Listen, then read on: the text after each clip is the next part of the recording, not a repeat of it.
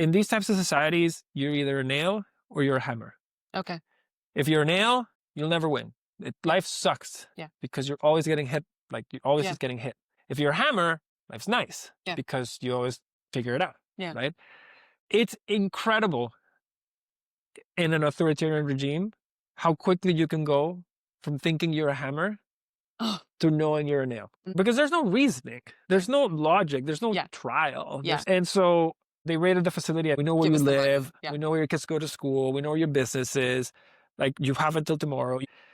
And my brother makes the decision to basically leave the country, to bolt it to the border. When you're in this situation, the money you have in the bank is no good. You can't go to the bank. You can't request a wire out.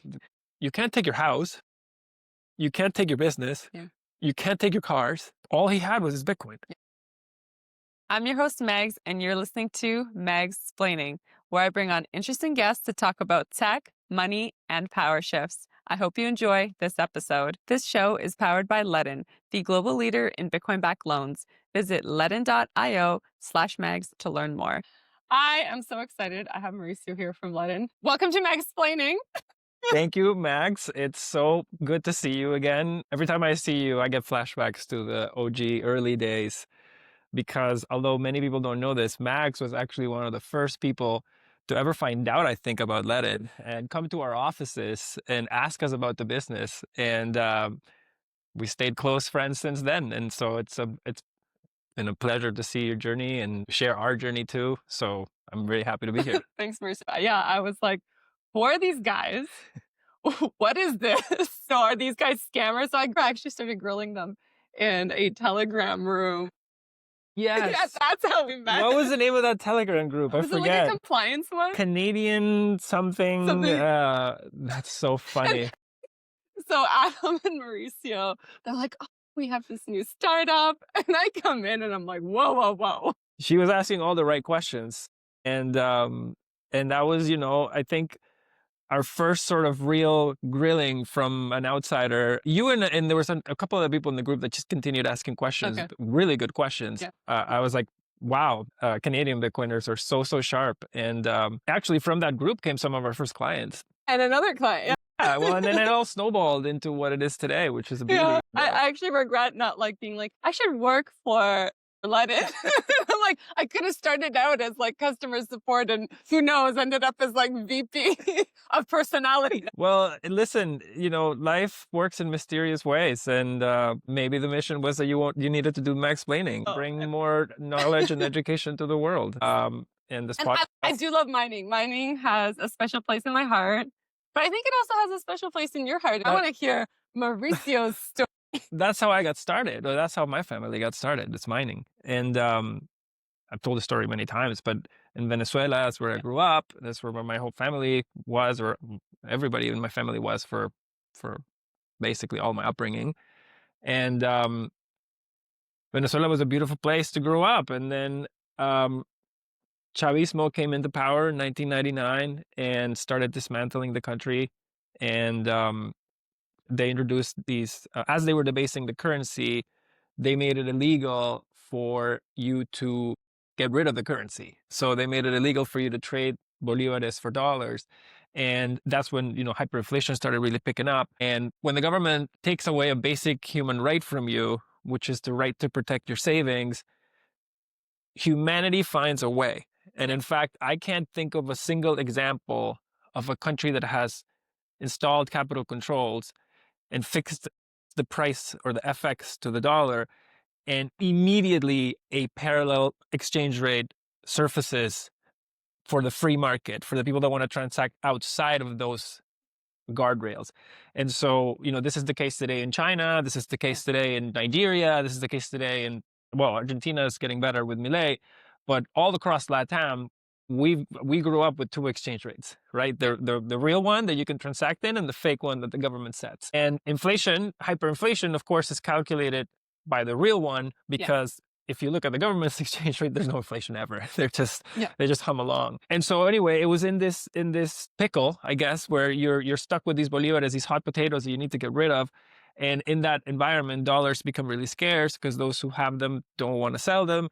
This is I kind of lived through this whole good money drives bad money out thesis, which is if the Bolivar starts breaking and the dollar works, humans, and just your human incentives will direct you to hold your dollars and spend your Bolivars. And so if you want to buy dollars, it's really, really hard.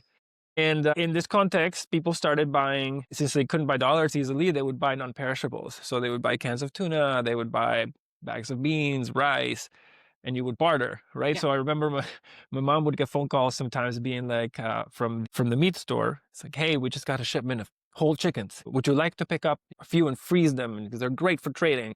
And my mom's like, yeah, no, I'll take a dozen. And give me a few cards of eggs too. And I know that these aren't the most non-perishable items, but because the food prices were also subsidized, there was shortages of that subsidized food. And so whoever got it, this actually creates a lot of corruption. When you subsidize the food and somebody gets it for half of what it's actually worth, and they can resell it in the open market for 2 times what it is, what they paid for it, this is exactly what happens.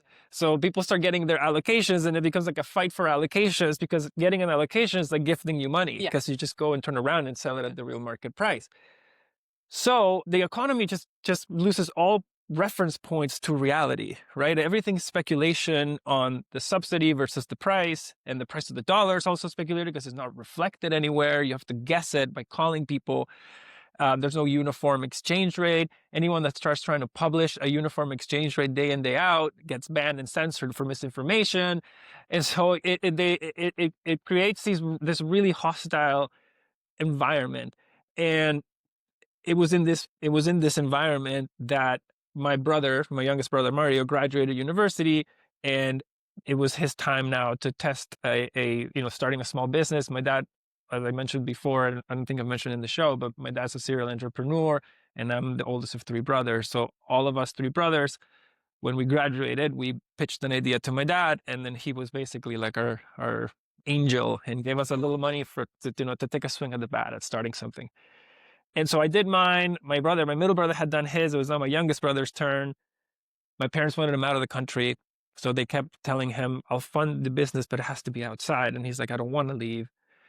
And kept pitching my dad. And then eventually he comes to my dad with this pitch to mine Bitcoin. And the pitch is basically, he gives my dad an ultimatum. He's like, Dad, I am going to do this, whether you support me or not. And my dad sends me the white paper, and he goes, hey, your brother sounds really, really serious about this. I don't know if, you're the finance guy. I'd gone to school for business. And he's like, take a look. It's all in English. Like, what do you think? And I understood it as, that was my first time reading the white paper, and I understood mining as, the bouncers or the protectors of the Bitcoin network that consumed a lot of energy and produced, validated the transactions, put them in a block, and then they earned Bitcoin for it. And so the inputs were energy, chips, and internet, and the output was Bitcoin, which could be sold anywhere for dollars. So all I saw was you're converting energy, chips, and internet into dollars that can be sold in the open market. Nothing in Venezuela at that time could be sold for dollars in the open market. So this was a truly interesting concept. And energy in Venezuela was heavily subsidized, which made the decision super easy, because you're basically monetizing a subsidy if you can use that price power, and you can turn that around and sell it in the free market cost. So you were basically paying way less than you should have been paying for electricity, because the government was subsidizing it. And then you could turn around and that boxed up energy in that Bitcoin, you could sell it into the free world, who paid a lot more for that energy. And so my brother, my dad green lights the machines, and he starts mining. And then, as anyone with a Bitcoin business probably knows, the second you start mining or getting revenues in Bitcoin, when you get your taste of earning Bitcoin, you just want more and you don't want to sell it. But then eventually the bill starts coming in, right? And so now you got to pay the electrical upgrades guy, and you got to send another payment to Bitmain to get more machines, or you got to put a down payment on a new facility to start up a new, to get a few more kilowatts. And so we didn't want to sell it, and nobody was, nobody was issuing loans. And because I was in Canada and visiting my family in Venezuela at the time. So I wanted to get in on the mining, but they all had their space taken up in their facilities. It was always a battle for me to send the machine and try to plug it in. And so I started a mine in Canada with Adam in Quebec. And thanks to Francis Pulio, by the way, who Oh, was yeah. the guy that answered my email at the Bitcoin embassy when I was asking him back in, I think it was 2016, 17, what was, how was the mining scene in Canada? And then we started the mine in Canada, and same thing. Okay, started making Bitcoin, starts going great. Then we got the data center bill, and we're like, It's so expensive here. God, like, where are we going to get these dollars? We're going to sell that Bitcoin. Let's go see if anyone will give us a loan. And so we kicked it around for a few financial institutions, went to a few banks. They laughed us out of the room, all of them. Some banks wouldn't even open our bank account. And so eventually Adam and I looked at each other and we said, how is no one doing this? Like, how is no one lending dollars, taking Bitcoin as collateral? It's the greatest model ever. Yeah. And then we said, well, if we can get this done right in Canada and in the way a Bitcoiner would like to see this be done, this is completely virtual. We could just take the same code and get it into compliance and in different countries, and you just roll it out. And really, and then the other super interesting part of that was when you realize that Bitcoin can be same for everyone, and there is no aspect of physical custody, you can really think of a model where you're giving people the same terms and the same conditions for those loans, no matter where they are, because the risk profile to you as a business is exactly the same. And what I thought was super fascinating about this, that I still think not everyone grasps, is that Bitcoin, before Bitcoin, there was no other asset that a person in Colombia could send a company in Canada to take as collateral and get the same terms as a Canadian would. Yeah, I remember my friends were telling me that interest rates, I think in Argentina, were like 30% or something. They're high. They're in the double digits, and a lot of that also has to do with the local inflation or the rate of inflation locally. In Brazil, for example, central bank rate is 15%. Yeah. Right, and in a place like Argentina, or in a place like Argentina, I actually got to like 60-70%. I actually think it was around 90%. Payday loans here right before Milei, and they need to pay that because that is the only way you can seduce enough local investors to park those pesos and take them out of the economy. Because if they don't lock them up and pay people those yields, those units of currency just float around, and so you have to bid it higher and higher and higher so that people feel like they're getting their pound of flesh when they're parking that money. And so it's not even about the rate so much. Like growing up in Venezuela, it's like you don't have access to credit. The rates can be what the rates are, but you as a Venezuelan show up and you say to a bank, hey, I want a loan. And it's a grueling process, and there's no fairness to it. The local assets, the private banks don't want to take the local assets because there's expropriation risk too. So the government has had a history of going in and taking over factories and taking over people's apartment buildings even. And so banks were just reluctant to lend. And so, the flip side to that is that sometimes the government forces them to lend, but then when the government forces them to lend, they're incredibly selective on who they lend to. They're just waiting. Friends and family, average Maria can roll up to the bank and ask for a credit card and she'll be the slam door in her face. Yeah.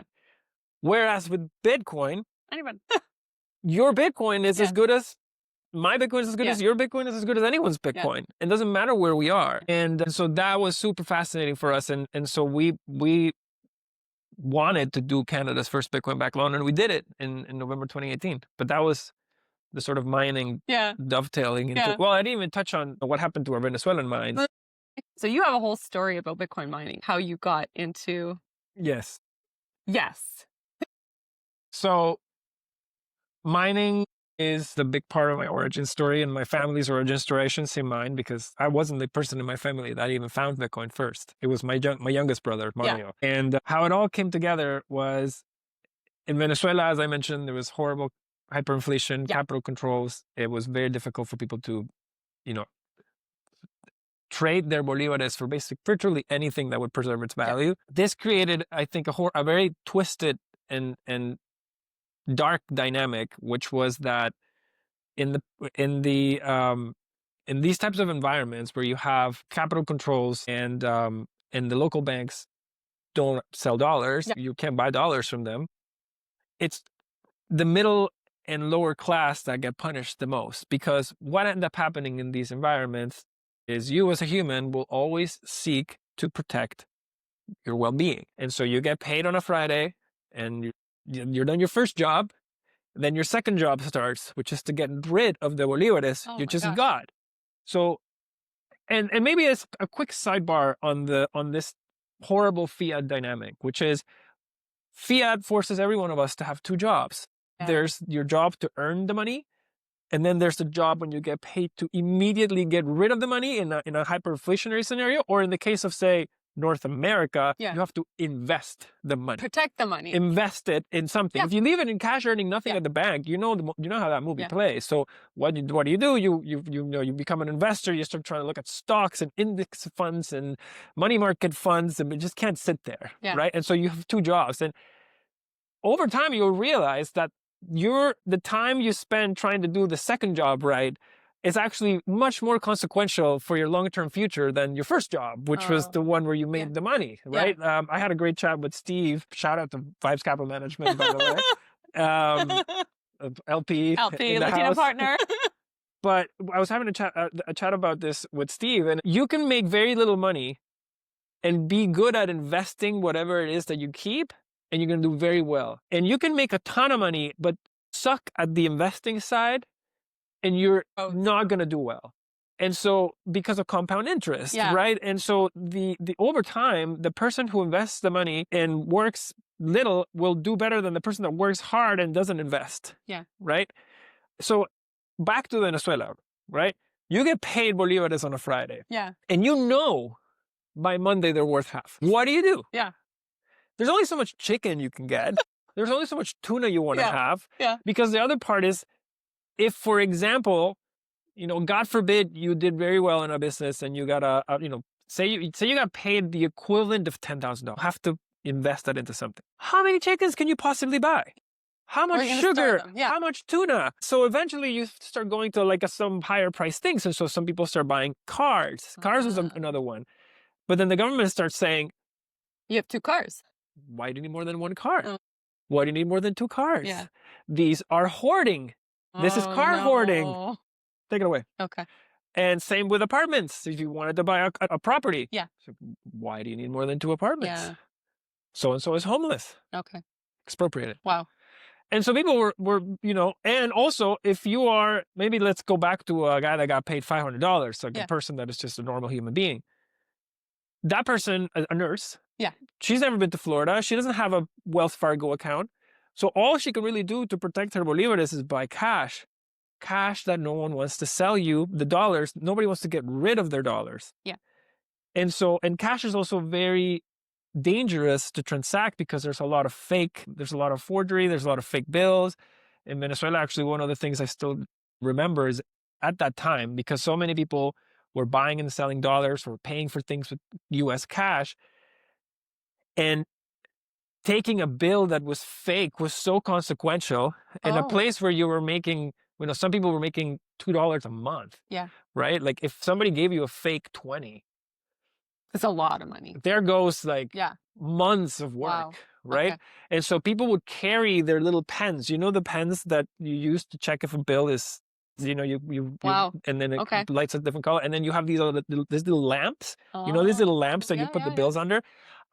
I saw people walking with lamps hanging out of their their little bags, and everybody had a little pen. The second you pull out a bill, they're like, and so now the wealthy people, they were fine because they were transacting in their offshore accounts and settling their legs in bolívares and their offshore accounts over there. They were always fine. But it was the middle and lower class that was getting crucified. So anyway, back to mining.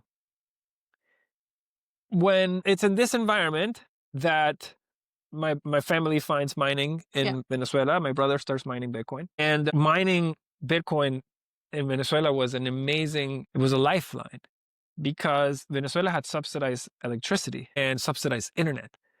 So all you really had to do was get the machines over and do the electrical upgrades and then get them running. and you were producing Bitcoin at pennies on the dollar. Wow.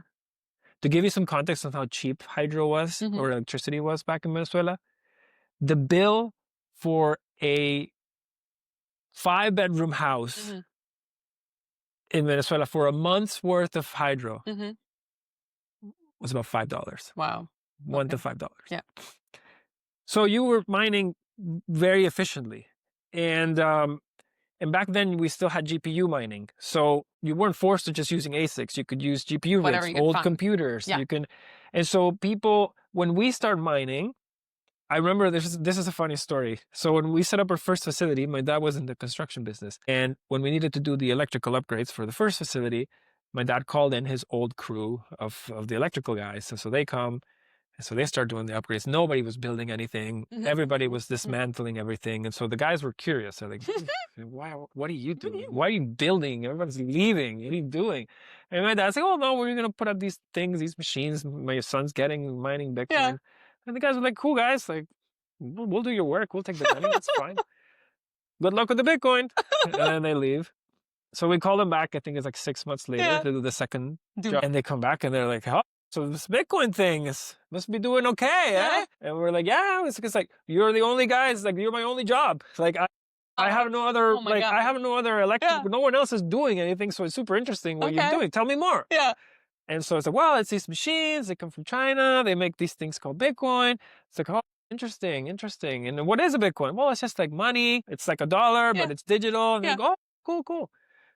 And then we call them again 6 months later. And then the second time when they left, they're like, where can I learn more? Yeah. And so I think my brother sent them some links. Yeah. And then the third time we called them back for the third work. And at the end of and actually when they came to quote that one, they were like, this one, you're going to pay us in Bitcoin. And so it's contagious. Like success and excitement is very contagious. And so it was not only them, because they were asking us, where to give me the link to order the machines. I want to put mine in, blah, blah, blah. But then also my cousins, my aunts, my uncles, my extended friends, people were coming in almost like touring our facilities to see what everything was like, because nobody had seen these things before. And so people came in like this and they walked out like that. And they were like, immediately I'm going to put in my order tonight. And so we started helping people set up more and more of these facilities. And then, this was around this is like the Venezuelan golden age of mining, which I would say is somewhere between 2015 and 2017. Those were the golden years. Need cash but don't want to sell your Bitcoin? LEDN is the global leader in Bitcoin-backed loans, issuing over $9 billion in loans since 2018. And they were the first to offer proof of reserves. With LEDN, you get custody loans, no credit checks, no monthly payments, and more. Visit ledn.io/mags to learn more. The golden age of mining. And you got your family into mining. Yes. Yeah. And authoritarian regimes, there are no happy endings. No. I mean, when they get overthrown, there are no happy endings while you're there. And so the government started a witch hunt against miners because it realized that towards the tail end of 2017, Bitcoin starts going vertical. Basically, the regime catches on that Bitcoin is uncensorable money and that the only private economic actors bringing anything into Venezuela over the course of the year were these people from all over the country bringing things from the same Chinese supplier called Bitmain. How did they find that? Well, because it was the only thing coming in. Yeah. Like, it was food and miners. Like there was very little of anything else moving around. Yeah.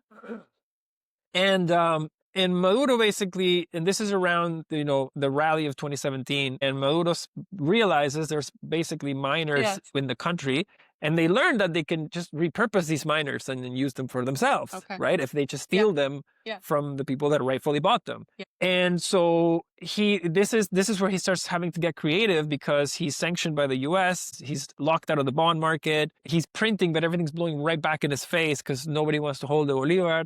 And so he thinks, okay, like any low-life dictator would, says, what can I steal? Right? Like, what can I steal? And so he basically says, okay, well, I'm going to try to steal the miners and The first way to do it is like, I'm going to create a miner registry. So everybody tells me where everybody is and I'm going to go take them. But nobody enrolled because they knew exactly what was coming. So none of the miners actually enrolled. And then his second idea was the petrol roadshow, or the petrol, and the petrol failed spectacularly. Yes. Then he said, just because people didn't register in this program that I did, these miners didn't register, doesn't mean I'm going to stop going after them. Yeah.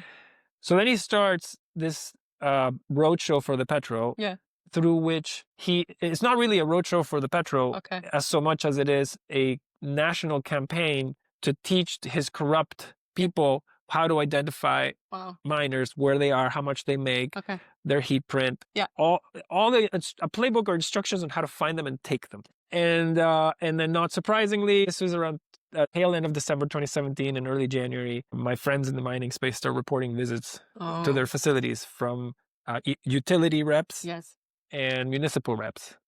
Like this guy's utility guys asking curious questions about why is there so much power?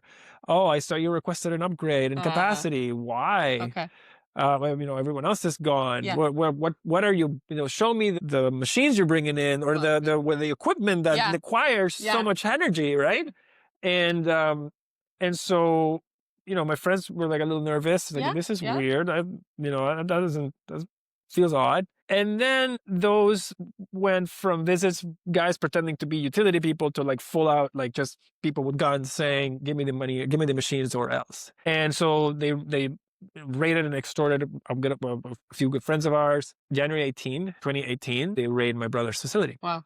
Yeah. And they extorted him. They basically took 25 machines and demanded $25,000 in the machines to not throw fake made-up charges on him. And because non-compliance would be jail. Well, it's like getting robbed. Yeah. Right. It's like you're being held at gunpoint, and they're telling you, "Give me the money," and you say, "I haven't done anything wrong," and they're like, "I don't care. Yeah. I am the law." Yeah. And so when these types of things happen in these types of societies, I don't. This is an analogy that's almost like a bit harsh, but it is true. In these types of societies, you're either a nail or you're a hammer. Okay. If you're a nail, you'll never win. Life sucks. Yeah. Because you're always getting hit. Like you're always just getting hit. If you're a hammer, life's nice. Yeah. Because you always figure it out. Yeah. Right. It's incredible in an authoritarian regime how quickly you can go from thinking you're a hammer to knowing you're a nail. No. And up until that moment, we had a lot of friends who had always been there for us, and we'd always able to sort things out the right way. Yeah. But in this case, when they raided my brother's facility, like by that point, our friends, like our relatives and friends, weren't really close to the regime. Like we didn't really know. Yeah. We knew someone that was married to somebody that was related, and so we could try to get through hops and figure out what was trying to happen. But every single person we called, we're like, I can't help you, and I would. Not only can I not help you, if I were you, I'd get out. Oh. Leave. Because there's no reasoning. There's no logic. There's no trial. And so they raided the facility, I think it was at noon. Yeah. Back and forth phone calls, 2 or 3 p.m., nothing's happening. 5 p.m., nothing's happening. 6 p.m., these extortionists keep calling. We know where you live. We know where your kids go to school. We know where your business is. Like, you have until tomorrow. You have until tonight. You have until tonight. And then at around 8 p.m., my brother makes the decision to basically leave the country, to bolt it to the border. And the only thing he could bring with him, because when you're in this situation, the money you have in the bank is no good. You can't go to the bank. No. You can't request a wire out. The bank's not connected to anything. You can't even send a wire if you wanted to. So you can't do that. You can't take your house. No. You can't take your business. Yeah. You can't take your cars. All he had was his Bitcoin. Yeah. Luckily, because we had been doing it for a few years, he had enough of a base of Bitcoin to support his family after he left, and hopefully give him a cushion and some runway to rebuild. And thanks to the vision or foresight of my parents, he also had a second passport, which is very key for God forbid anything happens and your country goes down an authoritarian path, you're going to want a second passport. Yeah. And you're going to need it. It's not you're going to want it. You're going to need it. Yeah. And it was 8 p.m. and then he makes the decisions. He says, okay, we have Bitcoin. We thankfully Mao's out. The rest of the family's out. Everyone else was actually on vacation. He was the only person in the country. And he makes the decision to basically go to the border with his 2 kids, packs up his life, and heads to Colombia. And it was a very treacherous journey because it's the most dangerous road in the country, in the most dangerous country in the world. Wow. At night. Oh. And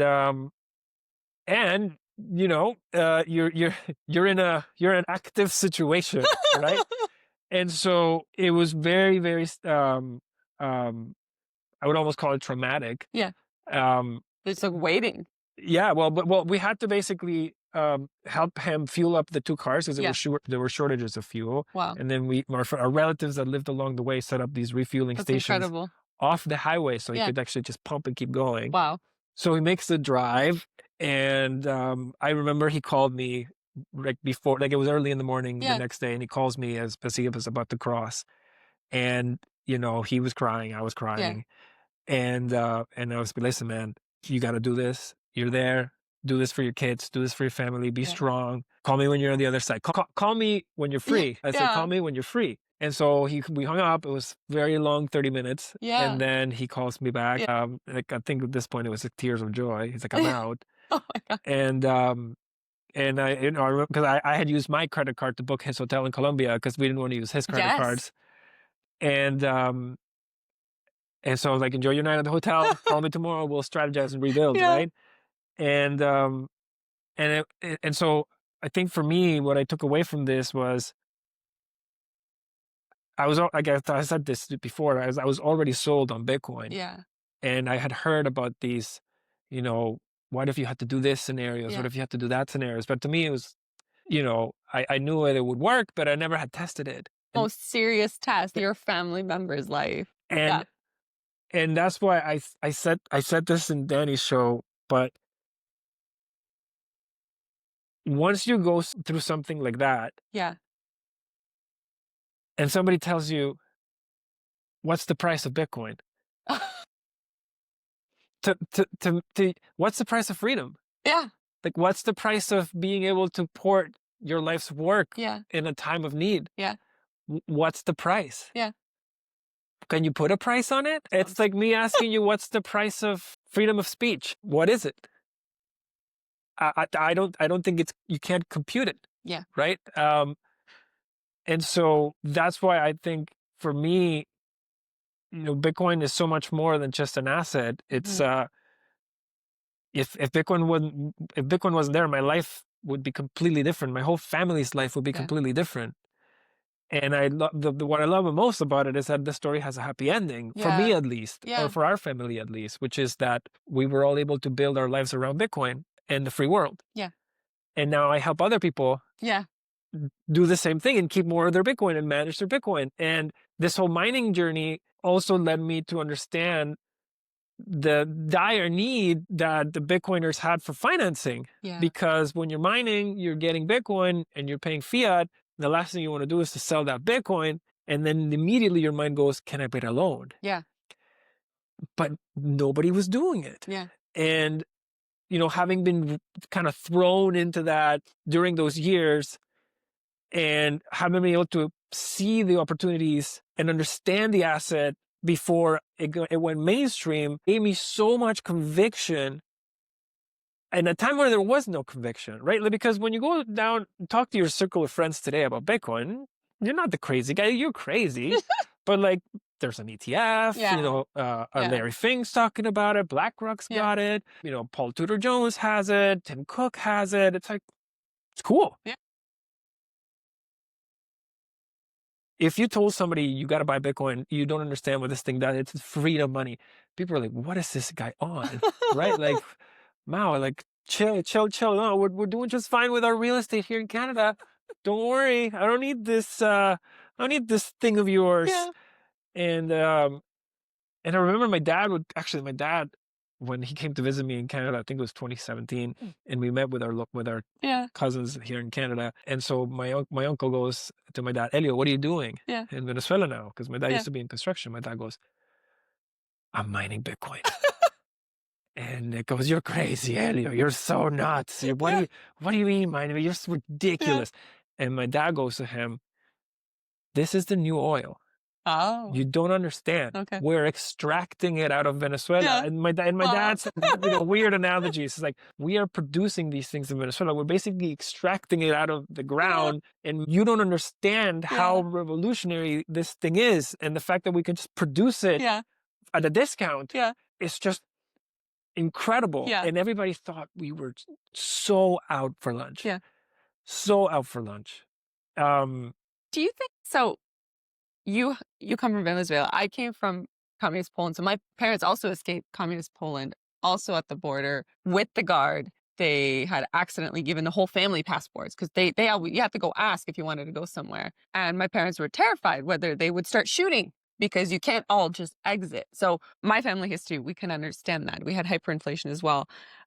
Those individuals that are in Latin America, Argentina, and other countries, do you think that they had that greater need for the coin? 100%. They had to understand it. They were forced to understand it. The market forced self-preservation, forced them to understand it.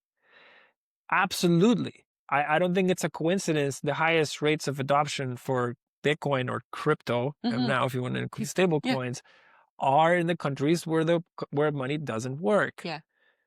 Nigeria, Venezuela, Argentina, even parts of Asia, even parts of Africa. Like, when something's broken, you go find the replacement for it, right? You have to. In the places where the money hasn't broken, you don't need to. You can, but you don't need to. It's one thing if I told you, Mags, if you don't invest your excess cash in some index funds, you may not have enough to retire 20 years from now. And you're going to say, yeah, Mao, but 20 years from now. Because I'm not thinking about that now. Like 2 days from now. For Maria was, if you don't figure out how to get rid of these bolívares by 5 p.m. and it's 3, you're out half of what you worked for in 2 days.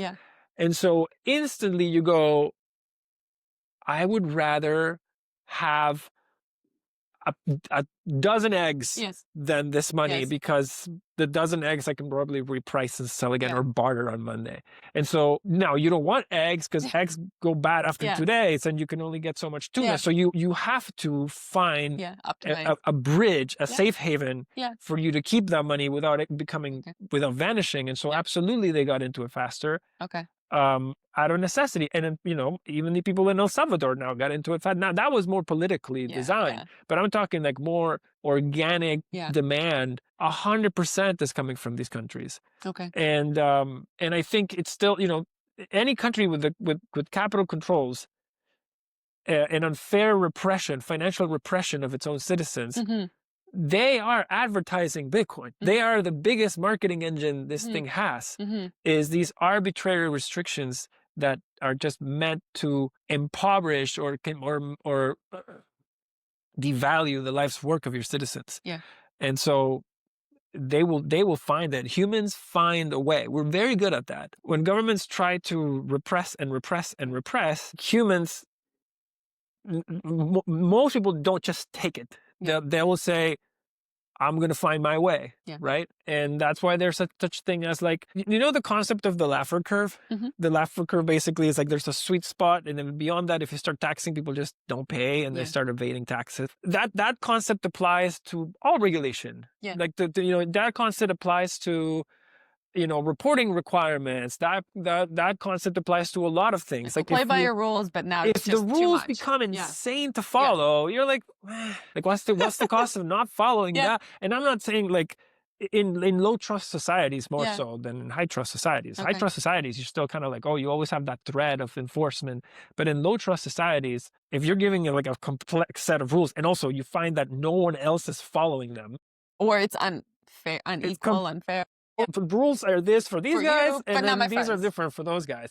And so it just, you will challenge it because you need to, for self-preservation, right? It's one thing if I told you, Maria, you're not allowed to sell your dollars okay? By not selling your dollars, your entire month's salary is going to be $1, like the equivalent of $1. And that's the cost of following the rules. If you don't follow the rules and you buy dollars in the black market, your month's work is repriced at $30. The difference between 1 and 30. Yeah. Your kid has to go to school. Yeah. You got to buy groceries. You can't make ends meet with $1. What do you do, Maria? Do you follow the rules? You fucking don't follow the rules. No. Because you want to feed your children. Your own life is more important than some arbitrary rules. Yeah. Right? And so people in these situations have found Bitcoin and will continue to find Bitcoin. And that to me is the biggest catalyst we have, because all these countries are going to have to go into these repressive financial regimes because they're going to have to print their way out of trouble, and they want someone else to hold the bag. Yeah. And the sad part is that the people that don't understand the dynamics of how money works are going to be the ones holding the bag. So what's funny is that people in these places like Venezuela and Latin America and Africa, money's never worked for us. Yeah. So for us, it's not like the better money. It's like good money for once, right? You're so used to bad money that when you see good money, you believe it? Recognize it. You instantly recognize it. You're like, whoa, that one works. Okay. Right? And so one of the things that was happening in Venezuela in the early days, when Maria would call her people to buy dollars, and the dollar guys would say, I have no cash, Maria. Do you have a Wells Fargo account? And Maria's like, no, I don't have a Wells Fargo account. And so Maria would say, I'm desperate. It's almost 5. I haven't got rid of these bolivares. What can I do? And the guy on the other line would go, listen, I don't have cash. But I have this thing called Bitcoin. Wow. Okay. Have you ever heard of it, Maria? Maria's like, no, I've never freaking heard of this. And then he would go, well, you don't need a bank account for it. Okay. You can send you this website and save these words and send me the string of letters and numbers. Okay. And I will send you send me the bolivares and I'll send you the Bitcoin. And then on Monday, you can go and sell those Bitcoins for dollars. Okay. And so Maria would say, you know what? I have no choice. I have no choice. It's either I lose God knows how much on this Bitcoin thing, or I lose everything by Monday. So you know what? Let's do this Bitcoin thing. What is it? Okay, I got it. I saved it. Here's the letters. Take my money. What is? Sends me this thing. Okay, so I bought $100 worth of Bitcoin. Okay, so for Maria, it was like 0.0 or whatever many sats. She doesn't even know. But then on her Binance or whatever platform, she'll log in and she'll be like $100. Hello, Maria, you have $100. Okay, so Maria goes on Friday, checks her account, sees that it's $100, says $100. She feels safe. Goes to sleep. Wakes up on Monday. Comes back to the grind on Monday, and she's like, okay, today I'm going to sell these $100. She logs back on, looks at the screen, and it says 105. Wow. And Maria's like, calls the guy again. I thought we bought 100. Yeah, no, you bought 100, but it says 105 now. Oh yeah. No, it can go up and down in dollars. It reprices in dollars. And Maria goes, so I just made $5? Yeah.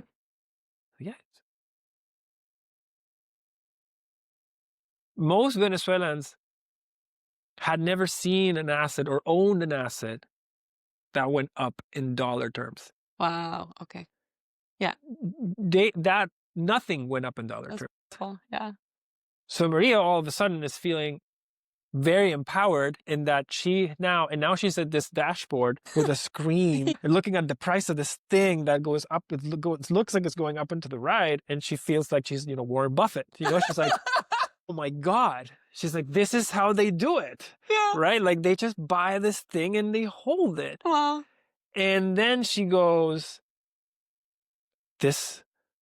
why am I ever going to sell? I should sell. I'm not going to sell that thing. That one's making me dollars. Yeah. I'll sell other things I don't need. Yeah. And next time I'm going to get paid on that thing too. Wow. And so this is that initial fire that leads people to Bitcoin is actually self-preservation. Yeah. Most of it is not, I think North America, OECD countries are very privileged in that we get to Bitcoin through intellectual curiosity. We question things, Yeah. and we imagine what this would be like, and and we're like, oh, this makes sense from a theoretical perspective, stock to flow, blah blah blah. You know, we put it in all these models and boxes and theorize about it. Like Bitcoinized future. Like ask someone in Nigeria what they think about hyper Bitcoinization. They'll be like, what? Yeah. The what? No, man, just pay me and get going with your life, right? Most people in these that got into Bitcoin haven't theorized about it. It was a do it, or you're broke, or you're hyperinflated away. And so they did it, they learned, and then they mimicked because it worked. And so many of them don't really understand the fixed supply. They don't understand the uncensorability of it, or the open network, or the permissionlessness of it. They don't understand any of that stuff. They just know that it works for them.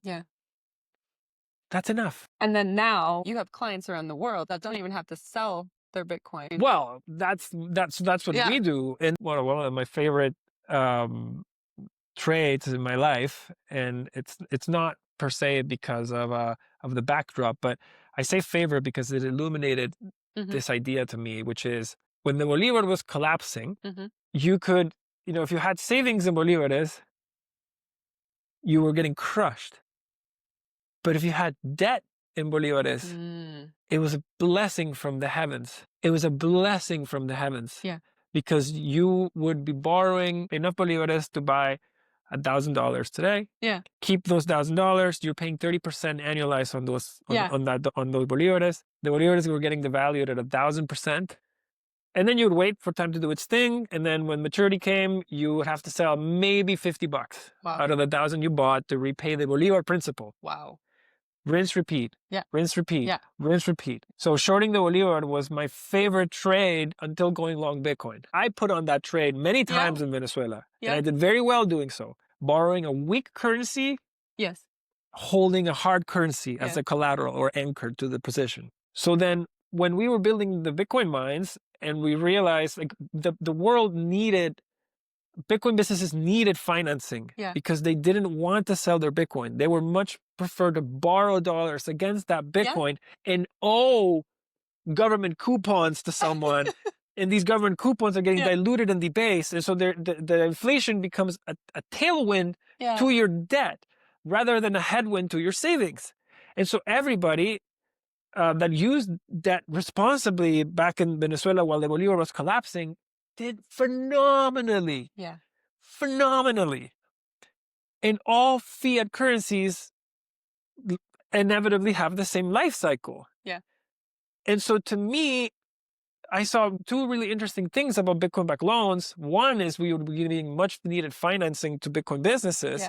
But the second one was that the product is designed in such a way that LEDN only does well if our clients do well. So I'll give you an example. We've been lending since 2018. We've had clients that took out loans from us when Bitcoin was 3K.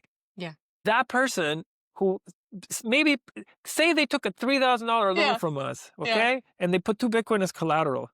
Theoretically, they could have kept that 6 years. I don't think anyone's kept it for 7 on, but like a 5 or 4 for sure. But if a guy had just taken that position, and this holds true, by the way, like no matter how many, but you can cherry pick, but basically this holds true across the 7 years we've been in business. Every single person that has used their loans responsibly has built more wealth because of it.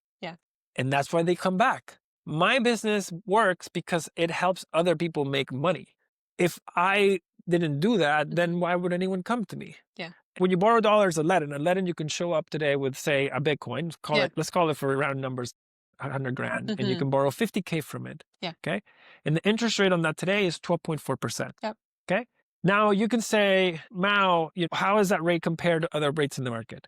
Well, okay. Let's look at what Michael Saylor is paying for STRC. He's paying a 10% coupon, 9% coupon. And those things have administrative costs and issuing costs. So if you build it all in, he's probably somewhere in the 11 range. All in on that money. Michael Saylor. Public markets. The delta between the cost that he's borrowing at and the cost that you or me can be borrowing at is 1.4%. The world can have access to the same financial instrument that the most sophisticated treasury company in Wall Street is using at nearly the same price. That's financial inclusion. A person today from Bogotá can take out a loan and you will get the same terms, the same treatment than a person in Bolivia, than a person in Buenos Aires. It's unprecedented. And a person in Barcelona. You couldn't do that before Bitcoin. Even gold in a vault in Venezuela. No one's going to lend me at the same terms as gold in a vault in Switzerland, or gold in a vault in Fort Knox, or gold in a vault in Zimbabwe. So Bitcoin really levels the game, and I think it's going to eat the vertical of asset-backed lending, which, by the way, makes up about 80% of all credit in the world is backed by an asset. That's incredible. What you built. I'm proud. It's a massive team effort. You know, obviously, you know Adam, you know Mina, you know everybody, you know Carlos. Like, LEDN is an army of incredibly smart people. Yeah. And I get the privilege to come on these shows and talk about LEDN and share my story. If you like what you see from LEDN as a brand on the outside, if you come and meet our people and understand us more and get to see how we work, you're gonna love LEDN in a way that is hard for me to describe. The amount of commitment and love that this team has for what we do is unmatched. Is literally unmatched. And you know, I go to battle every day with these guys, and I feel incredibly proud to do that. It's one of the most fulfilling things in the world to be able to feel good about what you do for a living. And I love my job. I really love my job. It doesn't feel like work. I just genuinely love what we do. Offer it to anyone in the world, Latin America. And I get to speak Spanish, and I get to talk to my friends, and I get to talk to the people back home. And you know, and I've had certain cases where people come to me and they're like, you know, you've inspired me to do this. You've inspired Venezuelan kids. That means the world to me, because I know how bad they need some type of inspiration or help, or somebody that just tries, right? So many companies just prefer to write off a country when anytime something bad happens, just sort of precaution. Or, you know, if you look at the services the service Venezuela, there's not that many. It's not because they can't, by the way. They can't. Venezuela's not a sanctioned country. There's only a few people in there that are sanctioned. But they just don't want to bother, right? And I don't think that, I think that's going to change. I think that is changing. And I think that is going to be a net positive for the world. The more people we can pull out of the darkness of authoritarian countries and bring them to the light and help them build in the free world, we're going to be so much better off for it. And that is what this technology is doing. I can tell you my loans have helped people move. I can tell you some of the people that we hired initially from Venezuela have actually been able to leave the country and rebuild their lives in the free world because of it. I love what Bitcoin is doing, and I love that I get to play a very, very small role in this story. And in somebody's life, like you're changing lives. But that's why it's so cool. It's not the number. It's what it means for you. I look at some of my friends that stayed back, and I compare, you know, how their lives panned out versus how my life panned out or my brother's panned out, only because we believed in Bitcoin a little sooner. Only because we were able to only because an event forced us to get out before perhaps he would have voluntarily left. And so I forget where I read this, but somebody had a quote where it's like, you're going to find obstacles on the way. You're going to find rocks on the way. On your path, you're going to find rocks that are going to block your path. But basically, you can take that rock and you can build something with it. Right? Like you can use that obstacle and basically start building a house with the rocks you find along the way. You don't know what the end goal of something that might be in front of you is. I didn't know that I was going to end up in Bitcoin when I was like in my late teens watching Venezuela fall apart. What's the lesson? All I'm seeing is despair and sadness and my friends like leaving and my family separating. And what's the lesson? And a lot of times you won't know it. I went through an entire university education without even knowing Bitcoin existed. The thing I ended up doing for a living wasn't around when I went to school. I couldn't have possibly be prepared. And so there is a grand plan out there for you. There is. Everyone has one. Build your happy ending. Build your story with the stuff around you. even though they might look like obstacles today, like just keep chugging along. And also, one of the things that I think really helped me in the journey with LEDN is that for me, Bitcoin was never an if, it was a when. So for me, LEDN doing well was about executing, delivering the right message, and staying in the market for as long as it takes for everyone else to see what you see. And that's exactly what we've done. And that's exactly what's playing out. So that conviction I had on Bitcoin, like I remember people in the early days, you know, when Bitcoin was tanking, and everybody was like, "Oh my God, this," and I would have, you know, even some of our early investors and some of the guys that I work with, like, "Man, what do you think, man? Like, is this really the thing? Like, do you think people want to borrow against this thing?" Like, and I was like, "Guys, yes, be patient. Let's be patient. Let's work. Let's execute. Let's deliver. Because when the tide rises, we're gonna need a much bigger boat. So let's build the damn boat because the tide is coming."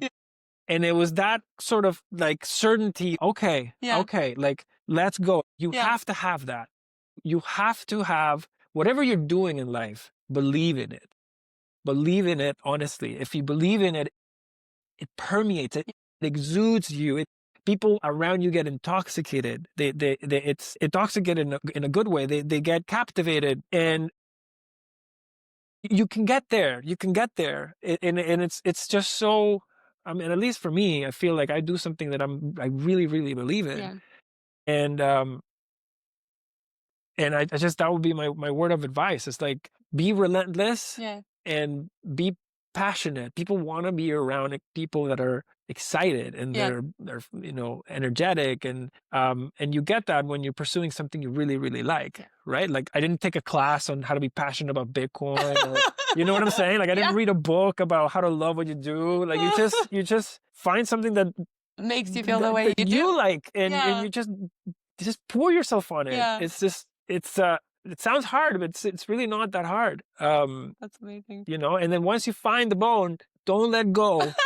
You know, don't let go until you've exhausted every logical option. You will be tested. You will be challenged. I think one of the hardest things for me when I was starting the business, or when Adam and I were starting the business, was you're gonna get questioned at times from people you really respect. Okay. And, you know, in some cases that was my dad, who I really respected. And he was like, you know, are you really sure about this? What are you doing? Blah, blah, blah. Even my mentor, like the person I used to work with in Canada doing real estate, I quit my fiat job to go do my stuff. And she was like very, very worried. She's like, what are you doing? Went to a great school. You have a great job. What are you doing?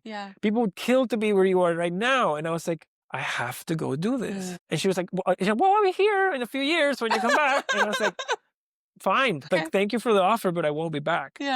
And so you have to have, I don't call it lunacy. I call it conviction. And also, like, guys, like if anyone's listening and you're considering starting a business and you've been held back for whatever reason, my question to you is like, what's the worst that can happen? What is the worst that can happen? You fail. You lost 50 grand, you lost 20 grand, you saved 3 years and you lost 50 grand. Now you got to go work 3 years to make it back. I can tell you, if you don't do it, I can tell you exactly what your life will be like 3 years from now. The same. The same. Yeah. If you do it and you go through the unknown, that's exciting part. Like that, to me, that's the exciting part, right? It's like if you believe in something, believe in yourself. And go chase it, right? That's what I would say. I don't even know how we got to this. Amazing. I know you've got a meeting, but where can people find you? LEDN.io is our website. At HODL with LEDN, HODL with LEDN is our X. We live on X. Mine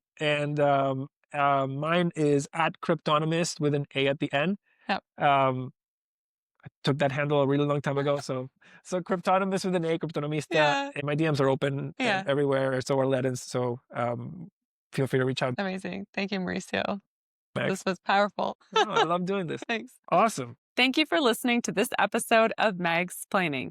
Make sure you're subscribed to the show so you don't miss any new episodes. And if you turn on the notifications or if you leave a positive review, it can really help my show reach new listeners. This show is for entertainment and educational purposes only. Nothing should constitute as official investment advice, and you should always DYOR. Do your own research. Catch you next time.